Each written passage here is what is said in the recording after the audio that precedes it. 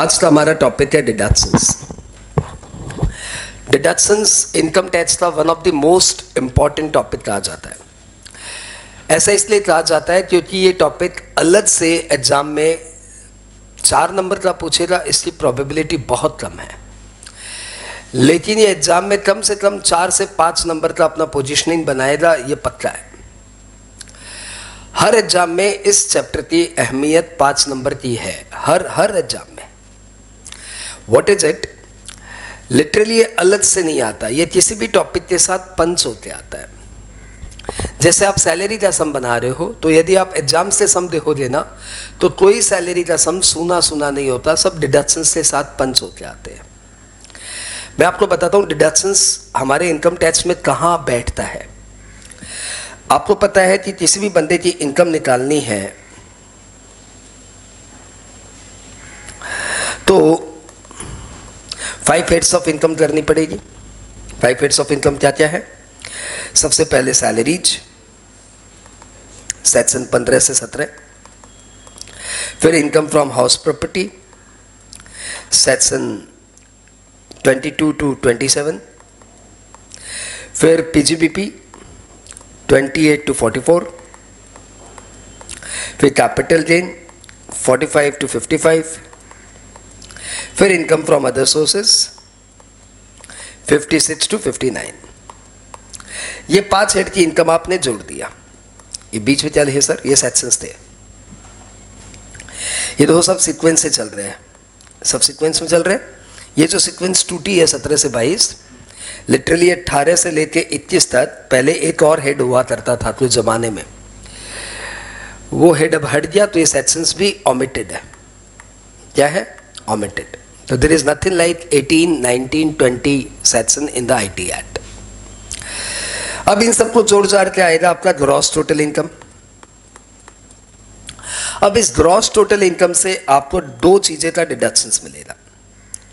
एक 10-10 AA,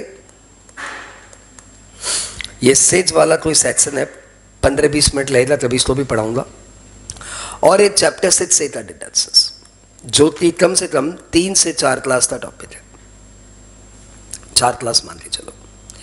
chapter 6 से के डिडक्शंस माइनस करने के बाद, 10 AA का सेक्शंस माइनस करने के बाद फिर जो आएगा उसको बोलेंगे टोटल इनकम।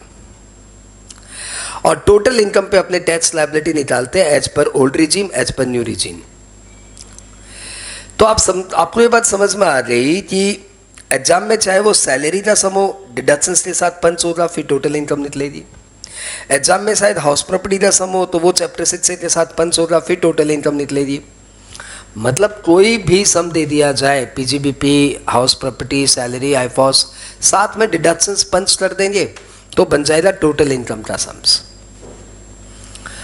इसलिए डिडक्शंस हर एग्जाम में 5 नंबर का एटलीस्ट इफेक्ट डालता है। कोई भी प्रैक्टिकल सम्स आएगा उसमें बोला जाएगा find total income. Find total income मतलब डिडक्शंस है। बात समझ में आ रही? That is the importance of deduction in income tax exam. Okay, deduction under chapter 6 से ऐसे सो लिखेंगे अपने। इसमें कई सारे सेक्शंस हैं, ATC, ATCCC, ATCCD, ATCCE, ATCCH, ATD, ATDD, ATDDB, कई सारे सेक्शंस हैं। ATE, ATEE, ATEEA, ATEEB,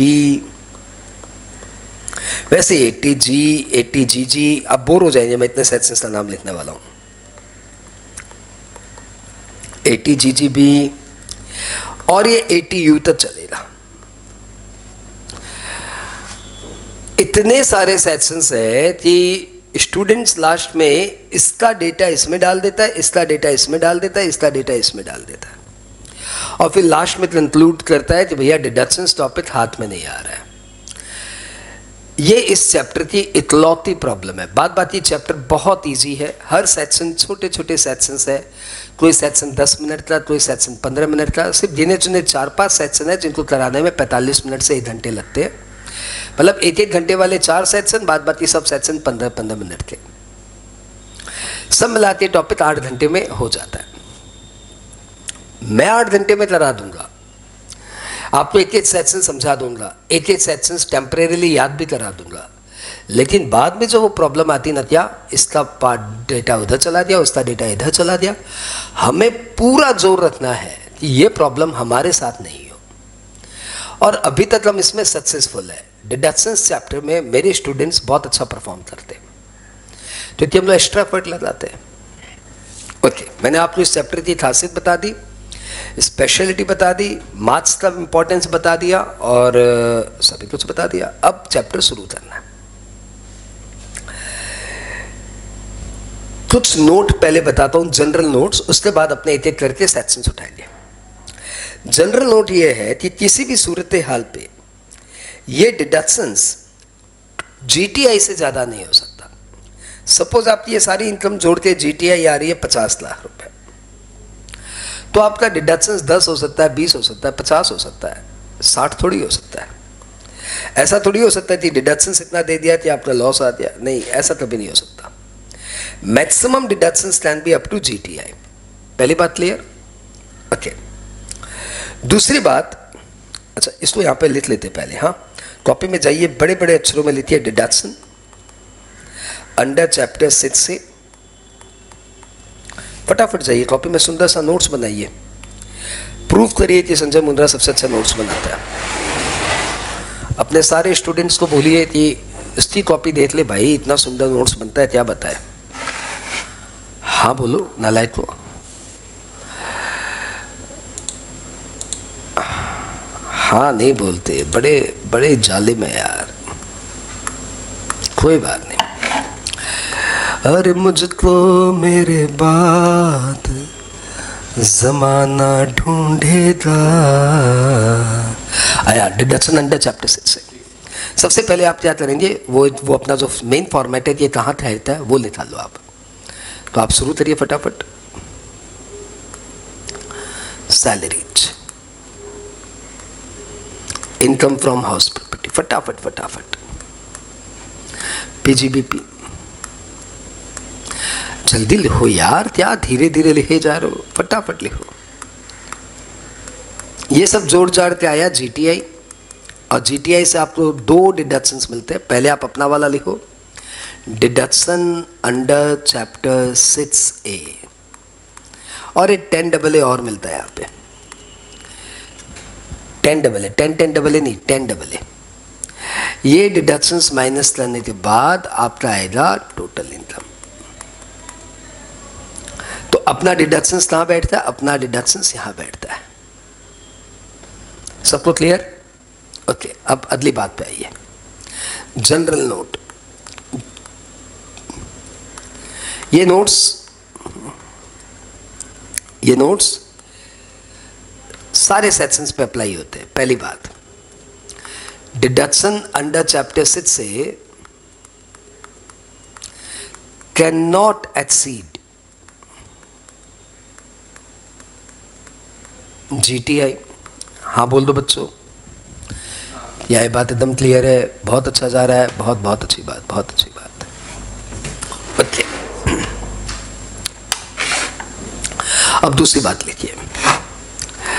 दूसरी बात कि deduction under chapter 6A can not be claimed. कुछ ऐसी इनकम है जिससे कोई डिडक्शंस नहीं मिलता। Can not be claimed from, बोलो क्या क्या? ऑनलाइन गेमिंग, इस इनकम से आपको कोई डिडक्शंस नहीं मिलेगा। हाँ, दूसरा कैजुअल इनकम, इस इनकम से आपको कोई डिडक्शंस नहीं मिलेगा। कैजुअल इनकम मतलब lottery, betting, gambling, winning from house races. तीसरा, लॉन्ग टर्म कैपिटल गेन, इससे आपको कोई डिडक्शंस नहीं मिलेगा, चाहे वो long term capital gain on share हो या अदर हो। On share, long term capital gain on other, and last short term capital gain under section 111A, that is short term capital gain on share। In income से आपको कोई deductions नहीं मिलेगा। बोलो बच्चों एकदम क्लियर? सर एकदम क्लियर। आओ मैं तुम्हें और समझाता हूं, इसको एग्जाम्पल से समझिए। एग्जाम्पल कॉपी मारने की दरकार दी है। सपोज आपकी सैलरी की इनकम है 20 लाख रुपए, आपकी पीजीबीपी की इनकम है 30 लाख रुपए, आपने इस साल लॉटरी में कमा लिया 1 करोड़ रुपए। इस तरीके से इस साल आपकी इनकम हो गई 150 लाख। चैप्टर 6 से के सारे सेक्शंस का मिला के, इन सब का मिला के आपका डिडक्शंस आ रहा है 70 लाख रुपए। तो बताओ आपको मैक्सिमम डिडक्शंस कितना मिलेगा? एंड आंसर इज, इससे तो आपको डिडक्शंस मिल नहीं सकता लॉटरी से। इसको छोड़ के बात ये आपकी इनकम है 50, तो आपका ज्यादा से ज्यादा डिडक्शंस होगा 50 लाख रुपए। और लॉटरी इनकम पे तो आपको टैक्स देना ही पड़ेगा। आई होप ये बात क्लियर हो गई। नहीं क्लियर हुई तो कॉपी मार लो, सॉरी मतलब क्लियर हो गई, और यदि आपको कंफ्यूजन लग रहा था तो कॉपी मार लो। बात क्लियर? बस इतनी सी जनरल नोट वाली बातें हैं भाई साहब। अब हमें कुछ नहीं करना, एक एक करके सेक्शंस उठाना है और पढ़ना है। अच्छा, इन सेक्शंस में एक खास बात है, ये सारे के सारे सेक्शंस है ना एक ही रिदम पे चलते हैं, एक ही रिदम पे। यानी हर सेक्शंस में आपको सिर्फ 4 बातें जाननी है। कौन कौन सी 4 बातें? ये डिडक्शंस किसके ऊपर एप्लीकेबल है, क्या कंडीशन सेटिस्फाई करने पे डिडक्शंस मिलेगा, कितना डिडक्शंस मिलेगा, एंड कोई और छोटी मोटी बात हो तो बता दीजिए। पहला, to whom it is applicable, what are the conditions for claiming deductions and what is the amount of deductions। ये 3 बात रहनी है, और कभी कभी छोटे छोटे नोट्स आ जाते हैं। ठीक है, मैं पहला सेक्शन कराता हूं, आपको समझ में आ जाएगा। आओ, लेके प्रभु का नाम, पहला सेक्शन स्टार्ट कर रहे हैं। 80CCC, अपने अपने ईश्वर को याद कर लो। याद कर लिए? शुरू करो। 80CCC।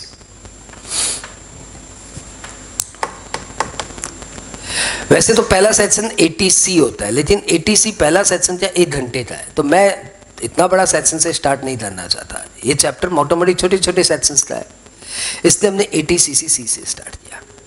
अच्छा, हर सेक्शन से मैंने एक कोडिंग दिया, वो कोडिंग बड़ी इंपॉर्टेंट है। इस कोडिंग के कारण ही मेरे स्टूडेंट्स थोड़े से स्ट्रांग पढ़ते हैं in comparison to other students, क्योंकि इन कोडिंग के कारण उन्हें याद हो जाता है। तो भैया बात ये सेक्शंस मुझे नहीं पता, लेकिन डिडक्शंस में तो आपको कोडिंग पकड़ के ही चलना पड़ेगा, टीडीएस में तो आपको कोडिंग पकड़ के ही चलना पड़ेगा। तो 80CCC क्या भैया? कोड बताओ। छोड़ो छोड़ो छोड़ो छोड़ो छोड़ो छोड़ो, मतलब ये सेक्शंस बोल रहा है 3 लेयर में सुनना, कॉपी बीच में मत मारना। पहला लेयर है, ये आपको एकदम सिंपल भाषा में एक बार बता दूं, दूसरा आपको 4 करके बता दूं, तीसरा आपको लिखा दूं, चौथा आपको फिर बुलवा दूं, बस 4 लेयर। 80CCC क्या बोलता है? सिंपल भाषा में सुनो। 80CCC कहता है कि कोई भी इंडिविजुअल यदि लाइफ इंश्योरेंस एन्युटी प्लान में कोई पैसे डिपॉजिट करता है, तो जितने पैसे उसने लाइफ इंश्योरेंस एन्युटी प्लान में डिपॉजिट किए ना, उतने का उसको डिडक्शंस मिल जाएगा। मैक्सिमम 1,50,000 तक ही मिलेगा।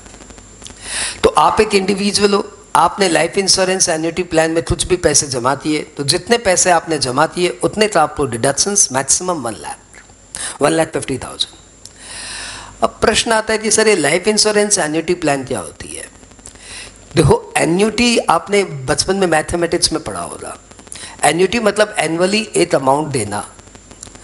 लाइफ इंश्योरेंस एन्युटी प्लान भी एक तरह का वही प्लान है जिसमें आप एक अमाउंट एवरी ईयर इस प्लान में डालोगे, वो प्लान में फंड एक्यूमुलेट होगा, और बाद में एन्युटी प्लान आपको एक टाइम पीरियड के बाद वो सारे पैसे लौटाएगा, या तो इंस्टॉलमेंट्स में या फिर एक साथ। वो एन्युटी प्लान की अपनी अपनी पॉलिसी है। ज़्यादातर एन्युटी प्लान फिर आपको इंस्टॉलमेंट्स में देते हैं। आप कभी कभी कोई फिनेंशियल एड देखोगे तो आपको नजर आएगा कि 1-1 लाख रुपया अभी दीजिए 20 साल तक, रिटायरमेंट के बाद हम आपको 1.5 लाख रुपया देंगे जिंदगी भर तक, 20 साल तक। मतलब अभी आप 1-1 लाख रुपया दीजिए 20 साल तक, उसके बाद रिटायरमेंट के बाद हम आपको देंगे 1.5 लाख रुपये 20 साल तक। तो सुनने में बड़ा अट्रैक्ट होता है, अभी मुझे 1-1 लाख देना, अभी तो मेरे पास पैसे है ला देता हूँ, बाद में मुझे 1.5 लाख रुपया मिलेगा, मेरा जीवन आराम से कटेगा। यही इसका उद्देश्य होता है। और आपका बुढ़ापा सही से घटे, इसलिए इनकम टैक्स डिपार्टमेंट आपको एनकरेज कर रहा है कि इस तरह के एन्युटी प्लान में पैसे डालो। ये लाइफ इंश्योरेंस एन्युटी प्लान है। एन्युटी प्लान आपको बैंक का भी मिलेगा, आपको प्राइवेट कंपनीज का भी मिलेगा, लेकिन उन एन्युटी प्लान में पैसे डालोगे तो डिडक्शंस नहीं मिलेगा। सिर्फ लाइफ इंश्योरेंस की कोई भी कंपनी हो तो उसके साथ एन्युटी प्लान बनाओ। तो जरूरी नहीं है कि LIC का एन्युटी प्लान होना चाहिए, it may be ICICI prudential plan का एन्युटी प्लान, या फिर मे बी बजाज का annuity plan, it may be Reliance का एन्युटी प्लान, किसी भी इंश्योरेंस कंपनी का एन्युटी प्लान होना चाहिए, तब आपको डिडक्शंस मिलेगा। बात समझ में आ गई मोटी भाषा में? अब अपने इसको एक बार अपनी भाषा में बोलते, कॉपी मत मारना, अपनी भाषा, जिस भाषा में अपने पूरा डिडक्शन चैप्टर करने वाले हैं। To whom it is applicable? तो answer is it is applicable to individual. Condition क्या है? कंडीशन ये है कि आपको लाइफ इंश्योरेंस एन्युटी प्लान में कुछ पैसे कंट्रीब्यूट करने हैं एवरी ईयर। डिडक्शन कितना मिलेगा? जितना अमाउंट आप कंट्रीब्यूट करेंगे मैक्सिमम 1,50,000, बस। अब इसी फॉर्मेट में हम कॉपी करेंगे। शुरू जाओ, पेन निकालो। To whom it is applicable? Individual. ध्यान दीजिए, यहां पे ये नहीं बोला हुआ है कि रेसिडेंट इंडिविजुअल की, नॉन रेसिडेंट इंडिविजुअल की, कोई भी individual. Condition, he has deposited in life insurance annuity plan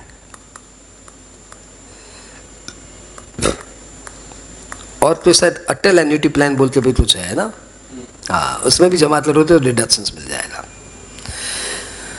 He has deposited in life insurance annuity plan. Number 2,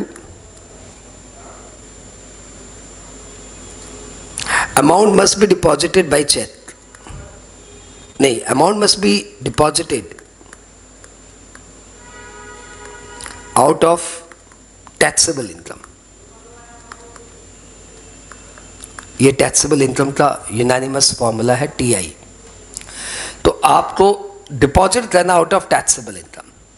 exam में यदि दे दिया जाए कि amount deposited out of a gross income, तो आप डिडक्शंस मत देना, क्योंकि लॉ क्या बोल रहा है? Amount must be deposited out of taxable income. ठीक है? कितना डिडक्शंस दोगे? Minimum of 2। नंबर 1, थोड़ा सा पेन तेज चलाइए। अमाउंट सो डिपॉजिटेड, जितना पैसा आपने जमा किया, और 1,50,000 which ever is lower. Minimum बोला भाई है। सबको क्लियर हो गया? अच्छा, इतना ही सुंदर हमारे मैट में बना बना के दिया हुआ है, लेकिन साइंस यही बोलता है कि जब इंसान अपने हाथ से नोट्स बनाता है तो उसके दिमाग में वो ज़्यादा देर रहता है, इसलिए प्लीज फॉलो दिस साइंस। अब अपने आते हैं छोटे छोटे नोट्स में। नोट्स, पहला नोट, इकलौता नोट ही है ये कि आपने लाइफ इंश्योरेंस एन्युटी प्लान में पैसे जमा कर दिए, अभी आपको डिडक्शंस मिल गया। अब आपका बुढ़ापा आया और अब वो लाइफ इंश्योरेंस एन्युटी प्लान आपको साल का 1.5 लाख रुपए दे रही है, 2-2 लाख रुपए दे रही है, 3-3 लाख रुपए दे रही है। तो जो आपको पेंशन मिल रहा है आउट ऑफ दिस प्लान, क्या वो टैक्सेबल होगा या एग्जैम्प्ट होगा? Pension receive from the plan,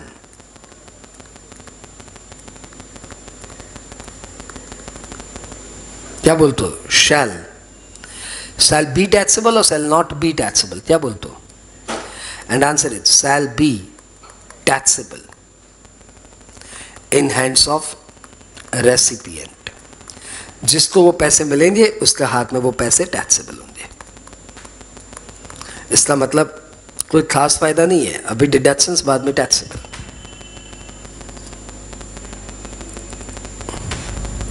लो भैया जी, तुम्हारा पहला सेक्शन हो गया 80C जिसको मैंने टाइटल दिया छोड़ो छोड़ो छोड़ो, अपने बुढ़ापे के लिए कुछ पैसे तो छोड़ो। कितना सुंदर वार्ता है नहीं? छोड़ो छोड़ो छोड़ो, अपने बुढ़ापे के लिए कुछ पैसे तो छोड़ो। तो वो पैसे आप एन्युटी प्लान में डाल दीजिए ताकि आपका बुढ़ापा सेफ रहे। क्लियर? मजेदार? 80CCC। आओ अगले सेक्शन में चलते हैं। ओ सर इतने छोटे छोटे सेक्शंस हैं? हाँ इतने छोटे छोटे सेक्शंस। सर इतना ही प्यार से पढ़ाओगे? हाँ इतना ही प्यार से पढ़ाऊंगा। आओ 80D में आओ। ये सेक्शन पिछले वाले के कंपैरिजन में थोड़ा बड़ा है, करीबन हाफ एन आवर जाता है। 80D इसका मैंने कोड दिया दवा। क्या? दवा। ओके, दवाई भी बोल सकते हो आप। Okay, what is it? हमारी गवर्नमेंट चाहती है कि हर इंसान मेडिकली इंश्योर्ड रहे। आज से नहीं, शुरू से चाहती है। अब तो सरकार वो क्या क्या 5 लाख की हेल्थ इंश्योरेंस की स्कीम भी ले आई है सबके लिए, वो अलग बात है। लेकिन सरकार शुरू से चाहती है कि हर आदमी मेडिकल इंश्योरेंस लेते रहते हैं। इसलिए सरकार आपको एनकरेज कर रही है। और 80D में हमारी सरकार ये कहती है कि चाहे आप इंडिविजुअल हो चाहे आप HUF हो, कंपनी बीमार नहीं पड़ती, इंडिविजुअल बीमार पड़ता है और फैमिली के मेंबर्स बीमार पड़ते हैं।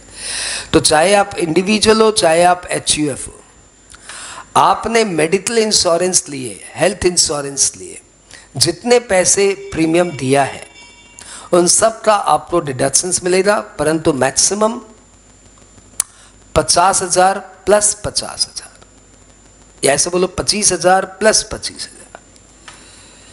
मैक्सिमम कितना डिडक्शंस मिलेगा? 25,000 या 50,000। सर क्या दिमाग का दही कर रहे हैं? या तो 25 बोलिए या फिर 25 प्लस 25 बोलिए।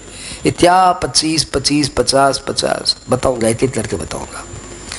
पहले मैंने क्या बोला कि यदि आप इंडिविजुअल या HUF है और यदि आपने अपनी हेल्थ इंश्योरेंस लिए तो प्रीमियम दिया है, तो जितना आप प्रीमियम देंगे उतने का डिडक्शंस मिल जाएगा।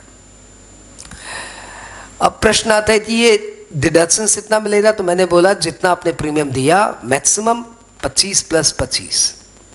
अब ये 2 बार 25 क्यों, ये समझिए। आप प्रीमियम किसके लिए देंगे, ये इंपॉर्टेंट है ना। कि जैसे मैंने अपनी मेडिकल इंश्योरेंस कराई तो मुझे डिडक्शंस मिल जाएगा, मैंने अपनी वाइफ की मेडिकल इंश्योरेंस कराई तो उसका डिडक्शंस मिल जाएगा मुझे।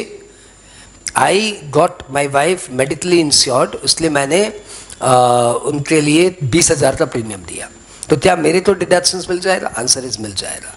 मैंने अपने बच्चों के लिए हेल्थ इंश्योरेंस कराई तो मुझे डिडक्शंस मिल जाएगा? मिल जाएगा। मैंने अपने भाई के लिए मेडिकल इंश्योरेंस कराई तो क्या मुझे डिडक्शंस मिल जाएगा? आंसर इज नहीं मिलेगा। मैंने अपनी बहन के लिए कराया, वो जो मेरे ऊपर डिपेंडेंट है, क्या उसके लिए मैंने मेडिकल इंश्योरेंस कराया तो मुझे डिडक्शंस मिल जाएगा? आंसर इज नहीं मिलेगा। डिडक्शन सिर्फ लिमिटेड लोगों के लिए मिलेगा। वो लिमिटेड लोग कौन है? मैं आपको एक पेंटिंग के थ्रू दिखाता हूँ। पेंटिंग टीचर पढ़ाने के लिए बहुत जोर लगाता है, बड़ी प्यारी जात होती है टीचर, पढ़ाने के लिए क्या क्या मेहनत करते हैं, ये नाचते हैं गाते हैं। अब देखो हद देखो, ये तो पेंटिंग भी बनाने लग गए। देखो अब पेंटिंग बना बना के पढ़ा रहे हैं। देखो तो इतनी सुंदर पेंटिंग बनाई है।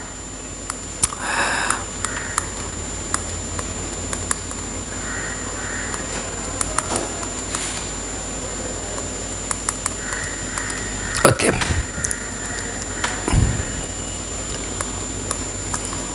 ये पेंटिंग देखो आप, कितनी सुंदर मेहनत से पेंटिंग बना रहा है बंदा। बहुत मेहनत करते हैं आज से टीचर, उफ।